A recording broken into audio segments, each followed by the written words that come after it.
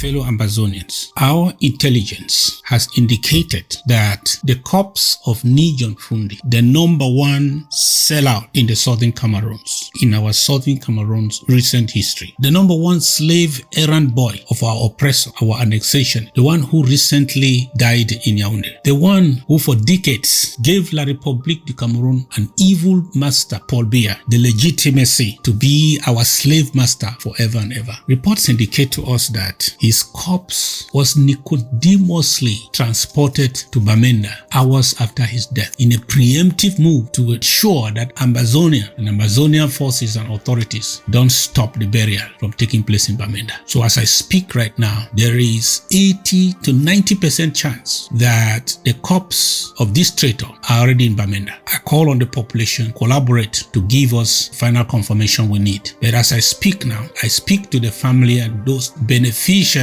of this traitor, those who Nicodemously transported the corpse to Bamenda for this to outplay Ambazonians, to secretly transport it back to Yaoundé, because the traitor in chief who rejected us in the hour of our pain, who turned his back and decided to give more legitimacy to the one who is killing us with impunity, Paul Biya, the one who chose the side of the oppressor than to be with his people. He chose to be this errand boy of the Bulu Beti Esingan mafia. So shall he be buried. He shall be buried there amongst slave masters. He will not be buried in Ambazonia. The land of Ambazonia cannot receive the blood of traitors, cannot receive the blood of traitors who betrayed us and exchanged our common good for their personal convenience and hid themselves in the corridors of the oppressor. And then when they die, our Ambazonia is not a graveyard for traitors. We have to set this example to this traitor now. We have to set it now so that every CPDM, whatever politician, every politician in that La République kangaroo colonial parliament, anyone in that government who is helping to legitimize our slave status under a foreign dominion in that country should know that as goes the chief traitor, so goes the rest of the traitors, the mini traitors in Ambazonia. Our land cannot receive the corpse or the blood of traitors. Traitors die and they are buried by their masters that they serve. The day of the burial of